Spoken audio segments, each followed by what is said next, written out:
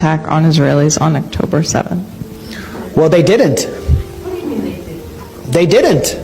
This war has been going on for 75 years. Israel initiated it in 1948 by ethnically cleansing 750,000 people. We must expel Arabs. We must expel Arabs and take their places. We must expel Arabs and take their places, and if we have to use force, not to dispossess the Arabs of the Negev and Transjordan, but to guarantee our own right to settle in those places, then we have force at our disposal. David Ben-Gurion, the first Prime Minister of Israel, said that in 1937, and that's what they proceeded to do. The people in Gaza, this is what you need to understand. The people in Gaza, over 80% of them are refugees. Many of them are from a place called Majdal Asqalon in what is now southern Israel, in a city called Ashkelon. And they were dragged from their homes and driven from their homes, placed in prison camps, barbed wire prison camps, and then dumped in trucks in 1950 into the Gaza Strip where they would be permanently warehoused.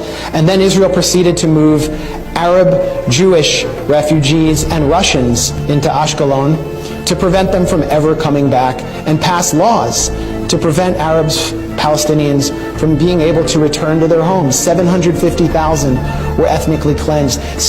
For 18 years, the remaining Palestinians, 100,000, were internally displaced inside Israel. The remaining were put under military rule. They were under military occupation until 1966. Then in 1967, Israel violently, in a war it initiated, occupies Gaza, occupies the West Bank, occupies the Sinai Peninsula, the Golan Heights in East Jerusalem, and then invades Lebanon in 1982, attacking Palestinian refugees there, puts Gaza under siege in 2005. No one can get in or out without Israeli military permission.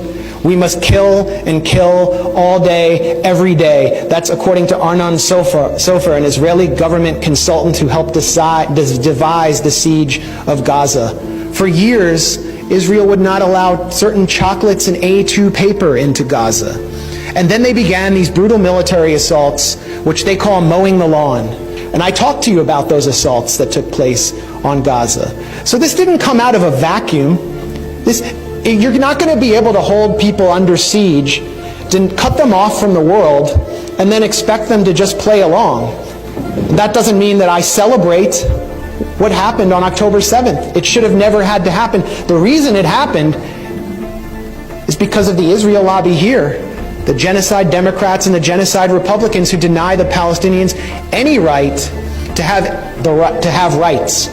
And it's the right to have rights that defines you as a citizen. They're citizens of nothing. And now we see what Israel really thinks of them, really thinks of their children. Gaza has become a graveyard for children, according to UN Secretary General Antonio Guterres. So this didn't start on October 7th, and it's not going to end when there's a ceasefire.